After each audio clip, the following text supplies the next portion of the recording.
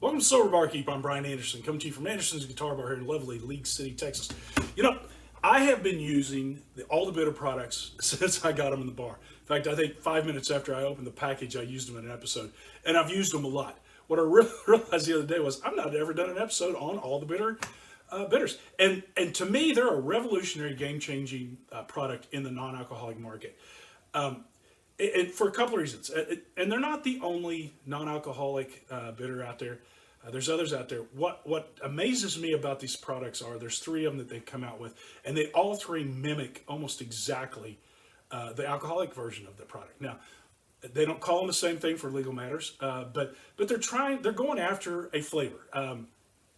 Let's talk about bitters for a second. Bitters are an additive that's used in very small amounts in cocktails to add complexity, to give it a pop, because they're very intense. They're very intensely and very dynamically flavored products. Usually very high alcohol. Angostura bitters have 45% alcohol. Peychaud's has 35%. Orange bitters have somewhere between 30 and 35% alcohol. Very intense, but you only use a dash or two of them in a drink. And when you're using it in a drink that, the alcohol that's in it already is up in the 40% alcohol range, really is no big deal. When you're making a non-alcoholic drink, though, you have to be very careful if you're using the bitters. And the bitters in a classic cocktail make or break that cocktail.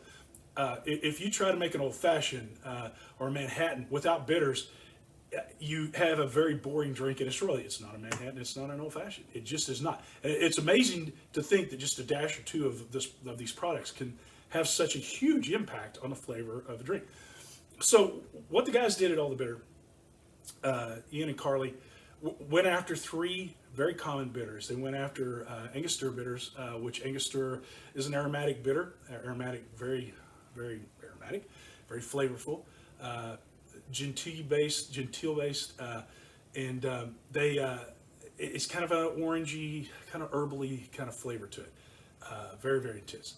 They also went after like a Peychaud's bitter, which is a New Orleans style bitter. It was created in New Orleans, and it has more of an anise, a little bit of mint. It still has that orangey kind of base in it, and I think some of the bitter comes from that. Almost no sugar in a bitter. It's just a dry, intense something you would not just go drink a drop or two of this stuff. Although I'm sure Ian and Carly have had to do a lot of that to get this flavor right. And then orange bitter is just that. It's made from orange products, and again, very intensely flavored.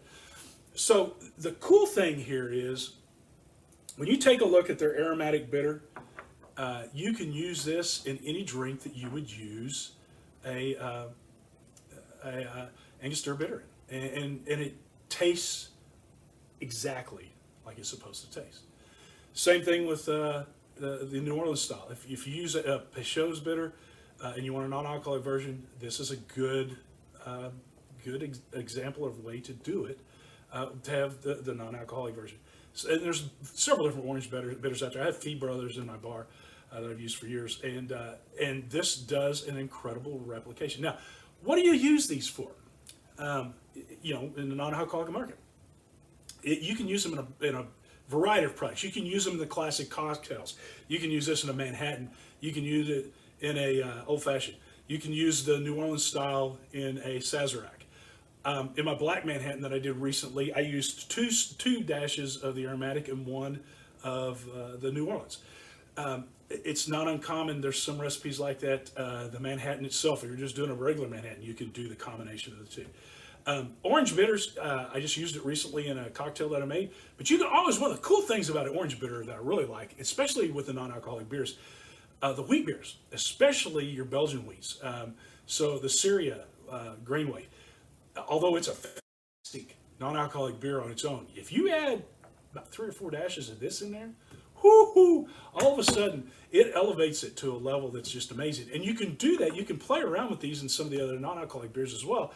And each one of them will give a little pop. If you got a beer that you like, but it's just not quite got what you want, throw these in there. The other thing you can do with these is, and it's not uncommon to do this, in fact, a lot of people do this, and Ian told me himself that he does this quite frequently, soda water.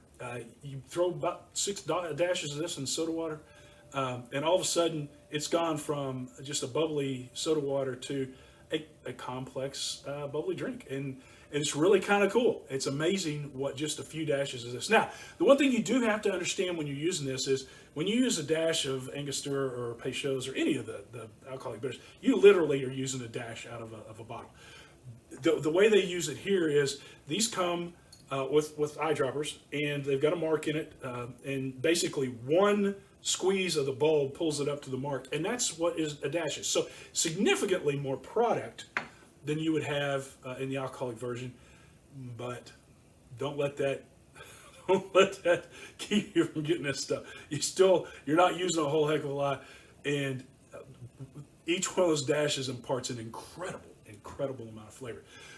What makes this game changing to me is not only have they replicated the flavors, they've taken something that is, again, very high alcohol, anywhere 35 to 45% alcohol, and for zero alcohol, you get the effect that you're looking for with the aromatics, the aroma intensity, the flavor intensity, the pop, and it's just dead on. If you're looking to substitute, you can do it, and you're really not going to taste the difference. And what's incredible is you're not going to taste the difference, and there's no alcohol in it. It's zero alcohol in this stuff, and that's just absolutely amazing to me. So Ian and Carly at All the Bitter, thank you so much for coming up with this product. I know you've put a ton of blood, sweat, and tears into it, and it's changed my bar here. Because always in the past I had to be very careful with how much of the alcoholic bitters I put in there, just from a personal standpoint, to make sure I keep a non-alcoholic drink. I don't have to worry about that anymore. I can pop it up as high as I want with this stuff and love it. So from the Sober Barkeep, live well and drink smart.